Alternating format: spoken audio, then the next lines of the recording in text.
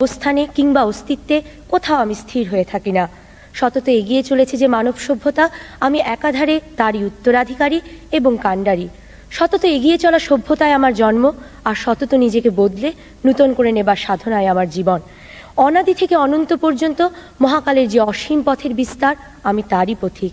যখন পেছনে ছিলাম, প্রাণ বলেছে এগিয়ে চলো, এসেছি এখানে।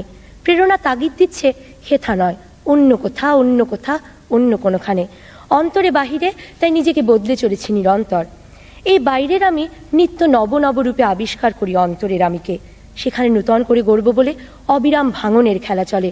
সেখানে আমি কভু প্রশান্ত কভু অশান্ত দারুণ স্বেচ্ছাচারী। যারা বদলায় না, বদলাতে জানে না, তারা স্থবির, তারা মৃত্যুর অপেক্ষাতে বেঁচে থাকে। আমি সে দলের নই। বদ্ধ জলাশয় হওয়াটা আমার জীবনের লক্ষ্য নয়। মনে জেগে আছে কামনা, ইহার চেয়ে হতেম যদি নদী, সেই নদী যে নদী সমুদ্রমুখী। নদীর উষ্ণ স্বাধীনতা যখন পেয়ে যাই, তখন হৃদয় শোনে ঝর্ণার কলরোল। যেখানে জন্ম আমার, অস্তিত্বের ঋণ স্বীকার করতে করতে মন চলে যায় আরও পেছনে। যেন মনে হয় ইহার চেয়ে হতেম যদি মৌন হিমবাহ, যে হিমবাহ আপন অস্তিত্বকে ক্ষয় করে করে সচল রাখে চলমান জীবনধারা। এই কি পিছুটান! নদীর উষ্ণ স্বাধীনতা থেকে হিমবাহের শীতল কারাগারে মনে হয় আমার আমি বদলে যাই।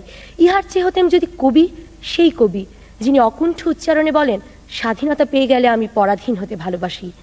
স্বাধীনতার কথা উঠলে আমার মনে নানা প্রশ্ন জাগে। মনে হয় মুক্ত স্বাধীন স্বদেশে জন্ম আমার, এই কি সর্বোত্তম সুখ! মন বলে স্বাধীন দেশে জন্মের চেয়ে সুখের হতো। ইহার চেয়ে হতেম যদি স্বাধীনতার জন্য প্রাণ বাজি রাখা এক মুক্তিযোদ্ধা। মুক্তির যুদ্ধ শেষ হয় কি কখনো? অভাব থেকে মুক্তি চাই, অশিক্ষা থেকে মুক্তি চাই, অন্ধকার থেকে আলোতে মুক্তি চাই। মুক্তির মিছিলে আমি যোদ্ধা হতে চাই। তাই মনে হয় ইহার চেয়ে হতেম যদি এমন একজন যার হাতে আছে প্রদীপ, যে প্রদীপ যুদ্ধ করে, সাধ্য মতো যুদ্ধ করে, আমৃত্যু যুদ্ধ করে আঁধারের বিরুদ্ধে। ধন্যবাদ। চমৎকার। নবনীতা চৌধুরী, যুদ্ধের জন্য প্রস্তুত হও। জীবন তো দীর্ঘ, জীবনে প্রচুর যুদ্ধ করতে হবে, কিন্তু যুদ্ধের কথা আসছে কেন? শান্তি, বরং যুদ্ধের পর যে শান্তির যে প্রয়াস, এর দিকে নজর দেওয়া তো যায়। আর আমরা দেখেছি বহু